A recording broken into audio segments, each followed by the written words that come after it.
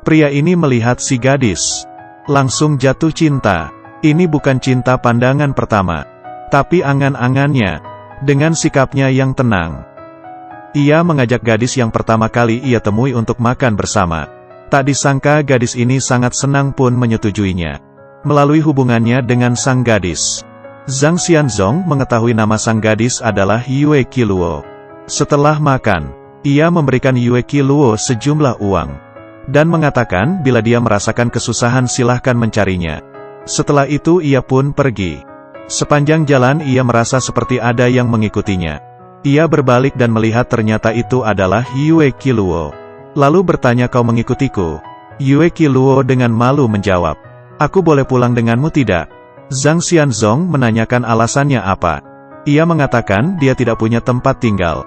Hal tiba-tiba ini membuat Wuxin merasa senang. Kemudian ia pun membawa Yue Qiluo pulang ke rumahnya. Di rumahnya memiliki 8 selir. Awalnya ke-8 orang ini tidak berani berkata-kata. Tapi semakin waktu berlalu mereka pun mulai meluapkan keluh kesahnya. Ini karena Zhang Xianzong terlalu baik kepada Yue Qiluo. Dalam hal apapun pasti yang diutamakan selalu Yue Qiluo. Di mata orang lain dia menjadi selir ke-9. Kemudian di pertemuan, awalnya ia tidak pernah melakukan hal yang tidak mengenakan bagi mereka. Tapi selir lainnya tetap tidak merasa nyaman, mengatakan hal buruk mengenai Yue Qiluo. Hal ini membuat Zhang Xianzong tidak senang. Terutama istri pertama. Dia tidak bisa menahannya lagi.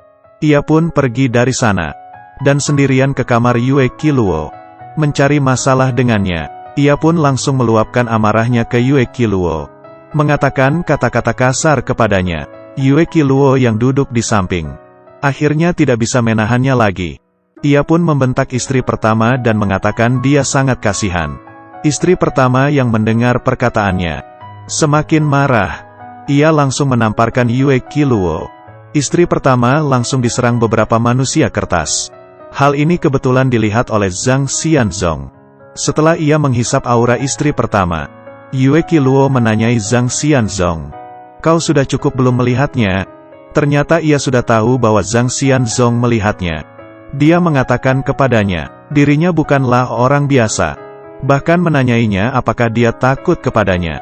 Tidak takut, tanpa ragu ia menjawabnya. Jawabannya membuat Yue Qiluo merasa puas.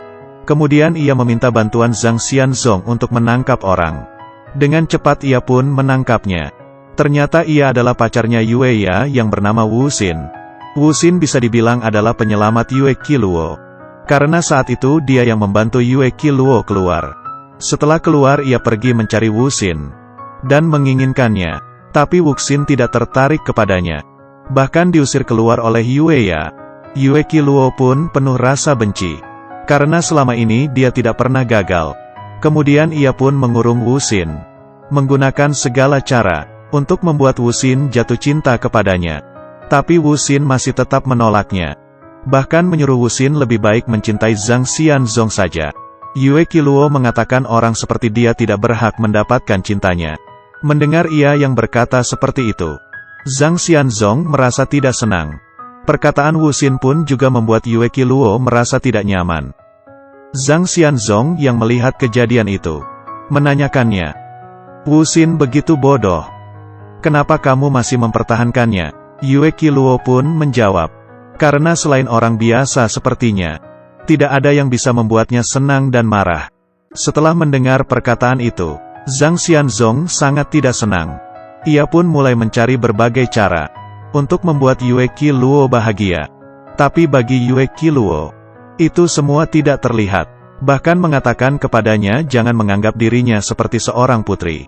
Meski begitu ia masih tetap melindunginya. Wuxin yang dikurung, tidak tahu karena alasan apa, menyetujui untuk berhubungan dengan Yue Qiluo. Hal itu pun membuatnya sangat senang. Dia berdandan dengan cantik, lalu bersiap untuk pergi bersama Wuxin. Tiba-tiba Wuxin menggunakan setetes darah dan melemparnya ke muka Yue Qiluo. Darah itu membuat kulitnya menjadi sakit. Ia yang marah pun langsung menyuruh menembak Wuxin. Melihat Wuxin yang mati, ia merasa sedih. Dia tidak mengerti dia begitu mencintai Wuxin.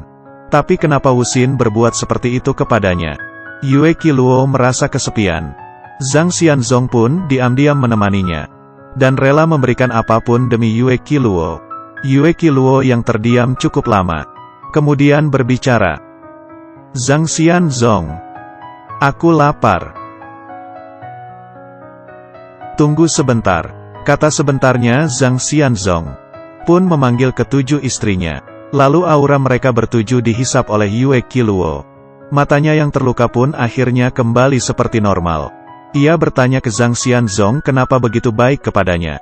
Kemudian dia menjawab, "Karena aku mencintaimu." Jawaban Yue Qiluo adalah, "Selama ini aku tidak pernah mencintaimu."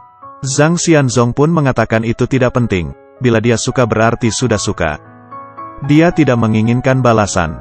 Yue Qiluo mengatakan meski dia tidak mencintainya, tapi dia bisa melindunginya. Setelah mendengar itu, ia hanya bisa tertawa pahit. Yue Qiluo memutuskan untuk membantu Zhang Xianzong, yaitu menyingkirkan musuhnya, Xuan Wu. Rencananya mulai dilaksanakan. Di saat sudah mau berhasil tapi digagalkan oleh seseorang. Dilihat dari caranya, Yue Qiluo merasa orang itu adalah Wu Xin. Dia tidak menyangka ternyata Wu Xin bisa hidup kembali. Belum juga melanjutkan langkah selanjutnya. Xuan Wu sudah membawa orang untuk menyerang. Mereka dalam keadaan bahaya. Zhang Xianzong pun membawa Yue Qiluo kabur dan bersembunyi di suatu pondok. Saat itu gigi Yue Qiluo sangat sakit. Melihat orang yang dicintainya kesakitan, Zhang Xianzong merasa sangat sedih dan merasa dia sangat tidak berguna. Bahkan mencari dokter saja tidak bisa. Ia memanfaatkan kesempatan di saat Xuan Wu tidak siaga, membawa orang untuk merampok rumah Wu Xin. Melihat Wu Xin yang sudah mau mati dipukul oleh Zhang Xianzong. Tak disangka Wu Xin tidak dipukul mati, tapi Zhang Xianzong terkena tembakan Yue Ya. Lalu ia pun terjatuh. Di napas terakhir Zhang Xianzong, ia kabur kembali ke sisi Yue Qiluo.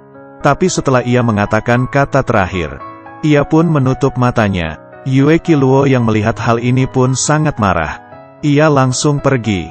Tapi mengingat kejadian dulu, dia mencari cara untuk mempertahankan aura Zhang Xianzong. Bahkan mencari kesempatan untuk membalas dendam kepada Yue Ya.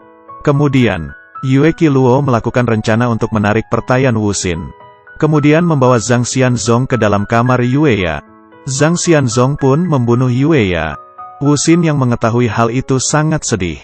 Ia pun memutuskan untuk balas dendam. Kemudian dia pergi menemui Zhang Xianzong dan Yue Qiluo. Lalu mulai bertarung.